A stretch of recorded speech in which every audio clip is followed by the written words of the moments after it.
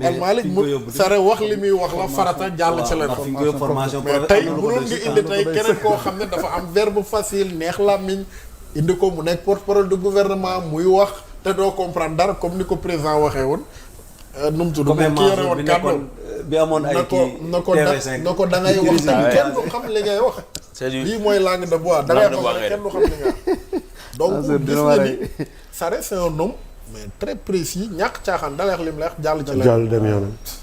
donc loolu la ñu soxla comme porte-parole go soxlawuñu ko am verbe facile neex làmmiñ Yacine li muy génn bëriwul non non waaw Sare da lay wax li mu la la wax diplomatie. jàll ci leneen kooku même ministre bi may tooñ léegi Alioune Sall tamit bon man bokk naa ñi ko xam ñoo ko gën a sonal ci ay kii mais li muy génn bëriwul voilà donc indi nañ des hommes qualifiés dénk leen liñ leen war a dénk léegi nag li ma gën a neex ci yëf yi mooy dafa indi ay rupture ci loo xam ni man dama jàpp ni frein la woon ci suñu développement muy séddale ay quotas régionaux du dara xoola loolu du tous naan dëkk bi fan yi passé la fi am amul ministre comme nord bi coow li jug na fi de mais daf def du gis nga bu ko gouvernement bi nangu mukk ñu complexé leen wala téye leen oto loolu du dara musuñu wax ni Sénégal bu ñuy tapp ay ministre dañ koy séddoo ci région en fonction région wala ethnie wala religion wala ethnie mooy waaso laa bëggoon buñ ñu fontoo xam nga lan lañ soxla des personnes qualifiées compétence daal compétence mën la ñuy def jël région yëpp fu nekk nga séddale fa ab ministre te kenn compétent wu ci benn région jël ministère yëpp te ñëpp compétent parce que man am naa fi question boo xam sax kii moom nee na Mansour Sy la bëgg mu tontu ko rey na ma tontu ko ndax yow loolu bëgg naa nga wax ci mooy nee na que dire mooy ci jigéen ñi nga xam te ni ñu ngi jug naan gouvernement bëriwul jigéen parité dañ ko woote c'est pas un gouvernement de mannequinat. waa léegi c'est pas un gouvernement de mannequinat même si la loi attends rek waaw allez-y waaw waxal yéen ñaay xarit ngeen moo tax boole naa leen xam nga ñun dëgg la parité c'est une loi instituée yaa ngi dégg mais ñoom fi ñu bëgg a déplacer débat bi du foofu lañ ko war a déplacer parce que je peux dire que ni loolu accessoire la mais du moment que j'invoque la loi on va me dire que non dañ ko war a appliquer yaa ngi dégg mais est-ce que tey jii rigueur bi ñu soxla tey jii est-ce que mën nañ ko en même temps qui répond au profil c'est une question ba pare y a des critères yoo xamante ne bii ça ne se discute pas sur la place publique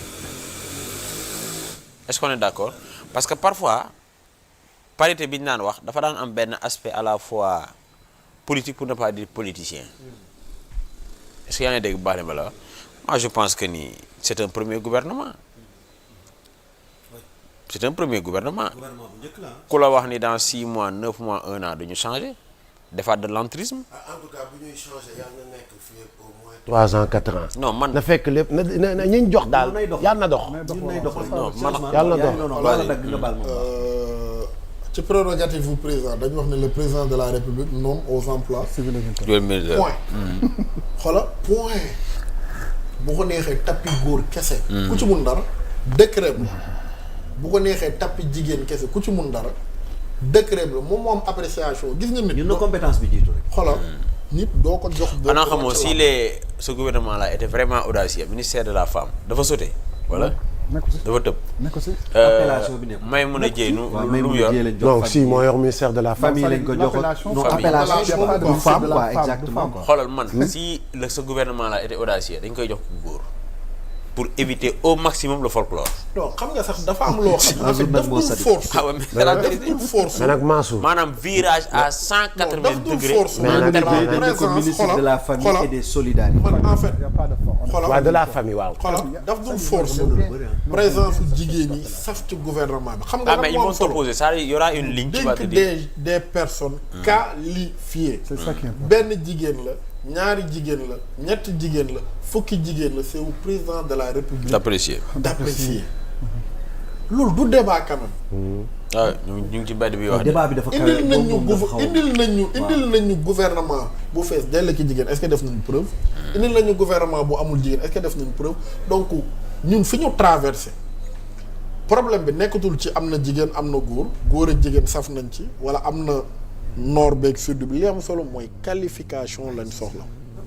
non c'est-à-dire ba pare il faut comprendre comme ni nga ko waxee c'est juste un début dafa am benn ossature bu ñu nekk di defar maanaam squelette wala mën nañ ne fondement donc dafa am lu ñu nekk di def c'est pas parce que ñeneen ñi ñu jëlul ils ne sont pas compétents mais bu fekkente ni par exemple da ngay def engagement parce que aussi surtout bu amee fu ñu jógee am fu ñu bëgg a dem et soxla des résultats à l'immédiat parce que fii ak les 100 jours ci kattanu yàlla ak mbaaxam on doit sentir carrément que ni affaire yi mu ngi tegu mu ngi dox quoi war nañ ko sentir fii ak 100 jours loolu lii nii am na loo ci jàngat mooy gouvernement bi ñu koy tab nekkuñ ci politique politicienne non nekkuñ ci jéem a charmer la jeune féminine naa leen indil jigéen ngir ñu kontaan voilà.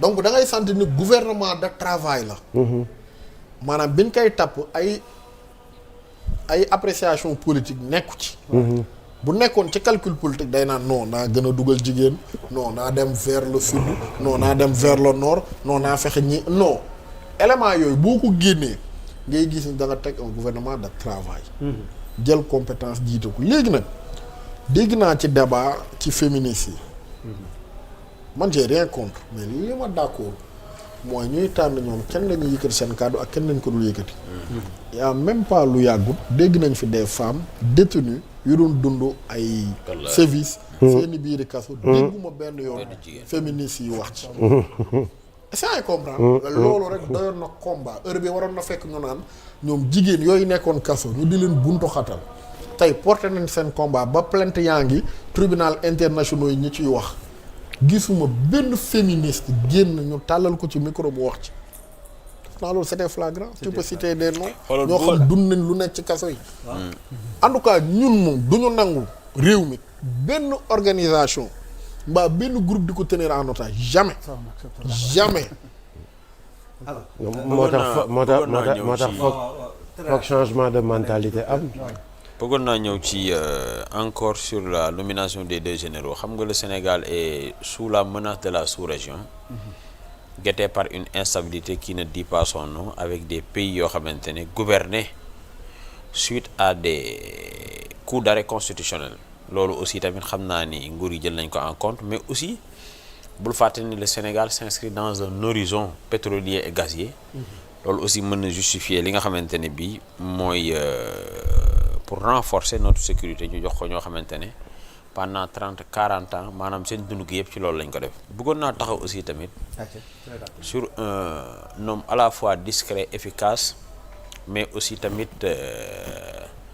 vraiment social qui s'appelle Cheikh Diba il est l'actuel ministre du budget des finances et du budget nga xamante ne jusqu'hier il était le directeur de la programmation budgétaire je pense que ñoom Ousmane ñoo ko jiitu ENA ñoo ko jiitu au moins 2-3 ans su ma juumalee qui est un inspecteur des impôts et des domaines je vais te mettre dans la confidence c'est quelqu'un boo xamante ni bii Cheikh Ahmed Tidiane Ba bi muy nekk Cheikh Ahmed Tidiane Ba maanaam xaritam la bi muy nekk directeur des impôts et des domaines moom il a préféré jóge foofu dem ministère de l'économie et des finances ki mu nettali loolu mu wax ma ko kooku jàngal na El Malick Ndiaye ci wàllu gestion de projet professeur El Malick Ndiaye la waaw li tax mu jóge foofu loolu maa ngi koy tuddee li ñuy tuddee l'éthique de conscience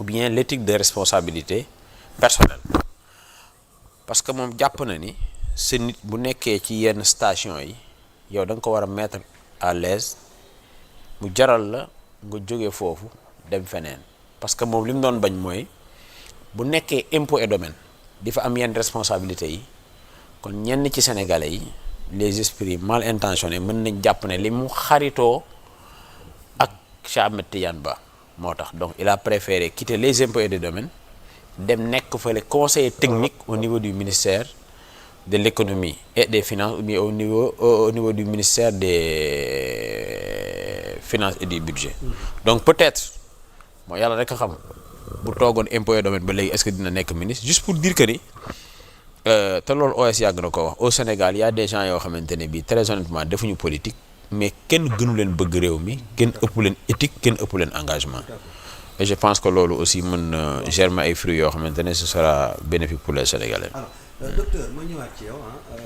déjà vous nous avez proposé su ma nee vous mooy coalition bi rek bi gagné ba tax fi mu toll nii président Bassirou Diomaye Faye nekk 5e président bu Sénégal benn gouvernement boo xamante ne ni donc 25 ministres sans compter ñi nga xam mooy secrétaire yeeg premier ministre bi directeur cabinet secrétaire bu gouvernement bi donc ñu tuddee ko gouvernement de rupture. Alors rupture bi naka lan lañ ci mën a jàngat ak itam nu choix yi mel selon sa noo ko mën a analyser en quelque sorte. En fait c'est un gouvernement de rupture boo xam ne comme ni ma ko expliqué tout à l'heure nous sommes dans un budget programme avec des contrats de performance wax naa la y a toujours une phase analytique actuellement bi ñuy ñëw daa am fu ñu toll avec ce gouvernement daa am fu ñu bëgg a dem xam nga fi ñu toll mooy fan. xam nga dëkk yi si àddina da leen di natt mooy l'indice de développement humain. noonu la ñuy nattee dëkk yi xool ban dëkk moo gën développé ñu dem ils sont 193. classement bi mujjee en 2023 Sénégal mu ngi occupé la 169e place sur 193 maanaam Sénégal mooy le 24e pays le plus pauvre au monde. mais dafa am bu am solo kii mu ngi koy wax léegi xaw ma Ousmane en 2012. Le Sénégal occupait la 154e place. 12 ans plus tard ñu occupé la 169e place mooy lan malgré le plan Sénégal émergent machin truc on a reculé de 15 places. c'est-à-dire gouvernement bi fi jógee. ils ont reculé de 15 places. 15 places Sénégal. D'accord. Classement IDH parce que dañuy classer dëkk yi en 4 groupes développement humain très élevé, moyen et faible. te li si gën a doy waar mooy parmi les pays développement humain faible il y a 33 pays. si 33 pays les 8 pays de l'UEMOA yëpp ñu ngi si biir foofu parce que foofu dinaa si def jàngat bu sew par rapport au franc CFA.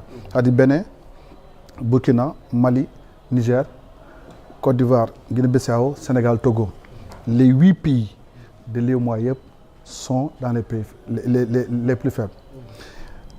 pour la ñu jël position boobu parce que suñu développement humain dañ koy natt entre 0,1 Sénégal mu nga am 0,517 nekk 169e place léegi gars yi ne dañ koy natt si biir joxe ay détails yoo xam ne am na solo dañ ne bis njëkk mooy espérance de vie sur tout plan mondial dañ ne espérance de vie dans un pays dafa nekk entre 20 ans ba 83,5 ans Sénégal on est à 67,9 ans. donc des na lu bëri parce que loolu aussi voilà dafa faible loolu pour mu jóg dañ ne pour nga am espérance de vie nit ñi dund lu yàgg mooy la nourriture l'eau potable se soigner mooy les besoins sociaux de base. mooy ñun suñu gouvernement bi ñu am nii parce que il faut nga am nattukaay suñu gouvernement bi am nii war nañ def des efforts ba nga xam ne maintenant l'espérance de vie dañ ne avec le gouvernement de Sonko président jóge nañ 67,9 ans ba ñu ngi 75 ans. deuxième indicateur bi mooy dina dëkk buy développé nit ñi il faut que ñuy jàng di am xam-xam. foofu ñu diviser ko en 2 parties. la durée attendue de scolarisation ñu ne xale yi door a judd au moins dafay nekk entre 0 ba 18 ans. au moins li nga war a jàng ñun on est à 9 ans presque la moyenne donc maanaam xale li ñu war a jànguñu ko. mu am durée attendue durée moyenne de scolarisation ñii ëpp 25 ans. ñu entre 0 et 13 ans xam nga nous sommes à combien 2,9 ans avec la déperdition c'est-à-dire en fait les adultes de plus de 25 ans la durée c'est entre 0 et 13 ans nous sommes à 2,9 ans loolu mooy li ñuy xaar suñu gouvernement tey jii partie boobu mooy sur le plan de l'éducation sur le plan de la formation il faut mettre beaucoup de choses pour que la durée attendue jógee de 9 ans dem ba peut-être 15 ans parce que le max c'est 18 ans jóge de 2,9 ans parce que aussi mënoo ne comme si adultes yi nekk Sénégal plus de 25 ans ñu bëri dañuy bàyyi jàng donc loolu de indicateur yoo xam ne war nañ fa jóge suppose 2,9 ans dem ba pourquoi pas 10 ay indicateurs sax en fait il faut nga ne fii laa fekk fii laa bëgg a dem bi sa mujjee mooy le revenu par habitant nous sommes à $3,464 revenu boo xam ne soo ko comparé à 1960 tu as l'impression qu'on n'a pas progressé gis nga xool loolu lañ fekk fii actuellement au Sénégal moo tax il est bon aussi quand on démarre ñu ne fi lañ ko fekk maintenant l'autre problème bu beneen régime bi mooy face à un problème structurel la solution doit être systémique et il faut que ça soit effectué de manière harmonieuse su ma jëlee problème ñu ne emploi jeune rek emploi jeune mais emploi jeune il faut nga boole ñeenti mbir yoo xam ne pour régler ko parce que l'ancien régime li ñu daan def mooy programme xëy ndaw yi recruter dans la fonction publique or boo analyser la structure de l'emploi du Sénégal c'est le secteur privé mooy ëpp li mu employé à 90,2%. L'État ne contribue qu'à hauteur de 4,8%. Les ménages ne contribuent à hauteur de 5%. Maintenant état boobu xam ne 4,8% moom mën na régler problème xëy ndaw yi moo tax il faut une solution systémique mooy da ngay boole une bonne formation nga jox gars yi métier qualification. soo paree puisque nee naa secteur privé mooy recruter à 90,2%. nga jël ce secteur privé créer des capitales d'industrie encadré la. Et à ce niveau maintenant l'enquête régionale intégrée sur l'emploi et le secteur informel bi ANSD defoon on a décompté 407 000 PME et PME ñoom ngay encadré boo paree maintenant il ne s'agit pas de créer une entreprise au mois de janvier mu def faillite au mois de mars avril il faut une bonne structure macroéconomique boo xam ne dina permettre entreprise yu développer mooy troisième bi ñetteel bi mooy maintenant l'entrepreneuriat donc quand je parle de systémique ku nekk warul isolé maintenant suñu gouvernement bi ñu créé nii là où on va jouer beaucoup de différence mooy lan on va mettre en place le bureau d'intelligence économique bi nga xam ne les ministères dañuy fonctionner sous forme de processus ñi def un peu management de la qualité xam nañ dafa am 3 types de processus les processus de pilotage de réalisation et de support maintenant puisque ñun dañu bëgg suñu dëkk développer on a dit il faut créer une chaîne de valeur entre secteur primaire secteur secondaire secteur tertiaire donc ministre bi nekk secteur primaire agriculture élevage pêche il doit être en forte collaboration pour que lépp luy génn dans le secteur primaire qu'on le transforme en industrie mu dem dans le secteur tertiaire maintenant si kaw li ko tënk mooy bonne gouvernance c'est loolu mooy les structures de pilotage bonne gouvernance la sécurité et cetera si suuf li koy tënk mooy fa nga am xaalis finance et cetera donc sunu modèle économique bi ñuy def dañ koy tënk si biir boobu loolu mooy la seule différence parce que il faut que ñu xàccandoo doon les ministères isolés on ne pourra absolument rien réaliser donc ñun gis nga foofu la ñu fas yéene jaar fekk situation bi lañ ne on peut pas juger te amoo indicateur fii laa commencé maintenant d'ici 2 ans 3 ans 4 ans quel est le progrès qu'on a réalisé ensemble Sénégal bu jógee 169 dem 150 ñu dit ok les gars c'est bon le rythme est bon on a gagné 14 places maintenant on continue donc tout à l'heure maa ngi doon wax ni allez-y non mën nga depuis 2016 Sénégal 43 points parce que les points et les calculs de 0 à 100 et quand tu es au-delà de 50 tu es dans la zone rouge. Donc l'indice de l'IPC, l'indice de perception de la corruption. Le Sénégal n'a pas progressé malgré que Sénégal amoon na CREI Sénégal am na Cour des comptes Sénégal am na IG Sénégal am na OFNAC Sénégal am na CENTIF Sénégal am na ARMP Sénégal am na DSMP Sénégal c'est membre de GIABA Sénégal membre de Gafi la Sénégal bokk IGF. mais est-ce que agence yooyu yëpp c'est pour lutter contre la corruption ou c'est pour encourager la corruption? moo tax c'est-à-dire moo tax man je me compose le débat. Pourquoi on a ces 10 structures? Oui. Te affaire bi progressé wu. Voilà pourquoi ma ne on a ces 10 là il faut souvent la pédagogie est bon. Sénégal am na CREI. Cour des comptes. IGE. OFNAC. CENTIF. ARMP. DSMP. Sénégal est membre de GIABA. Sénégal est membre de Gafi. Inspection générale des finances 10 structures. Et malgré ça. corruption bi wàccul la corruption wàccul c'est quoi notre problème mooy le processus de pilotage boobu boo ko réglé wul ak loo munti def dans le processus de réalisation de fait moo tax gis nga loolu il faut qu'on puisse lutter contre ça. mais agence yëpp dañ leen di wàññi je pense. non dañ di wàññi wala on va les rationaliser parce que non tu ne peux pas avoir 10 yoo xam ne ça ne marche pas mais le business model il faut le changer. Maintenant foofu gis nga Djibril. nguur bi parce que seen problème mooy ils n'ont jamais eu de modèle économique. Ah bon? Non, jamais de la vie. Pourtant ñoom dañ doon bàkku. Non, dañ ko am. ils n'ont jamais eu de modèle économique. Man ki ma si muy defal benn débat c'est au niveau de la RFM. Ma ne ko c'est quoi votre modèle économique? pendant 1 heure de temps il m'a pas répondu.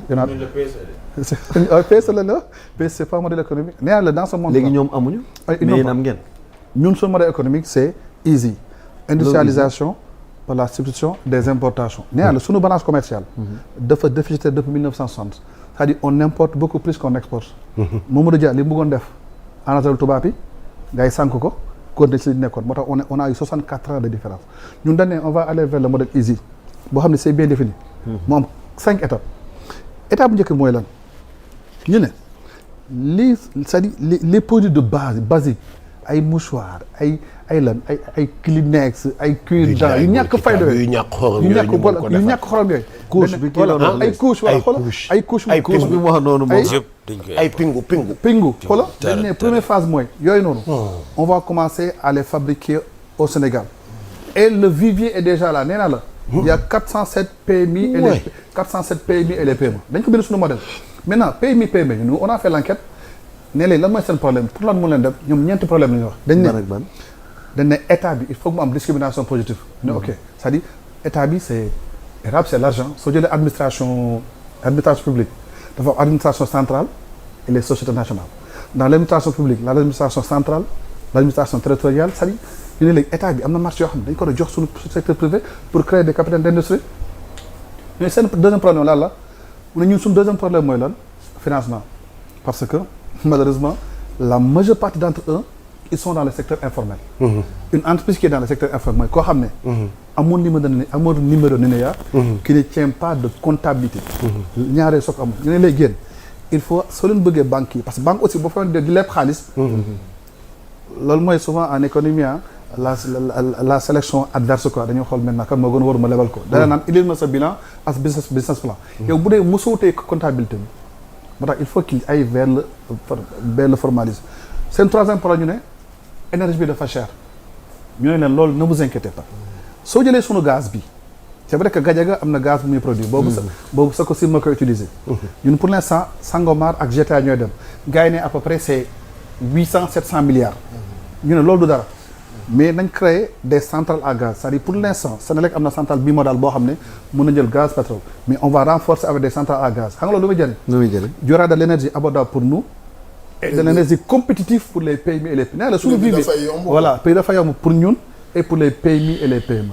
donc suñu première phase modèle boobu noonu on a déjà pensé comment on va les appeler bu ñu paree yooyu nag ñu dem deuxième phase mooy phase du machinisme ginnaaw bu ñu commencé fabriquer ñàkk fay ñu ne ok quand yéeg level ba tuuti commence à mettre en place des machines yoo xam ne c'est un produit beaucoup plus sophistiqué rek koy def maintenant troisième phase bi nag il faut que l'État intervienne.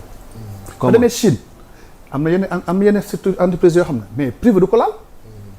ñu ne ñun Sénégal suñu troisième phase mooy lan tout ce qui est sidérurgie xam nga mooy lan am nañ fer de Falémé. mais dëkk boo xam ne dañ ko bëgg a tabax. ciment bi. moomoo ko fer bi moomoo ko. nan nga doon sa dëkk boobu. ñun dañ ne dañu bëgg a tabax Sénégal. tabax lan la ciment bi ak fer. ñu ne ciment bi moomuloo parce que n'a pas une société nationale. fer bi moomuloo. ne instant boobu rek il faut l'intervention de l'État état day investir boo xam ne dans la cimenterie. et dans la sidérurgie. super ñaari structures yooyu day nekk des sociétés nationales qu'on va créer. parce que mënoo tabax dëkk doo am ñaar yooyu. loolu ñun on va intervenir à ce niveau là. loolu mooy sunu niveau 4 sunu modèle économique. super ba nga xam ne maintenant léegi Sénégal li fi dugg si fer. pour tabax. maintenant loolu boo ko defee tu vas sentir sa importation day wàññeeku. bu ñu demee maintenant quatrième phase nag maintenant commencé na nekk maintenant exportateur. bu ñu nekk exportateur maintenant là on sort du modèle easy. des modèles IPE industrialisation par la promotion des exportations.